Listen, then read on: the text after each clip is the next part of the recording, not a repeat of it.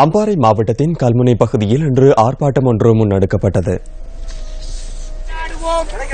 கடந்த சில நாட்களாக பெய்த கடும் மழையால் தமது நெற்பயிற்சியை அழிவடைந்துள்ளதாகவும் அதற்கு அரசாங்கம் நிவாரணம் வழங்க வேண்டும் என கோரி விவசாயிகள் ஆர்ப்பாட்டத்தில் ஈடுபட்டனர்.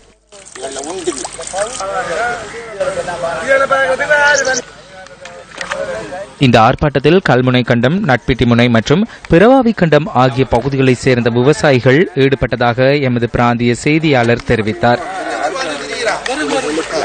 பாரிய வெள்ள அனர்த்தத்தின் காரணமாக இந்த விவசாயம் அனைத்தும் பாதிக்கப்பட்டுள்ளது.